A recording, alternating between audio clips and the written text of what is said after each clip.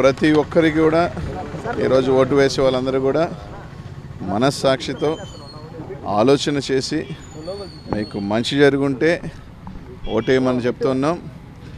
మళ్ళీ సంక్షేమం రావాలన్నా అన్నీ రావాలన్నా జగనన్న రావాలి.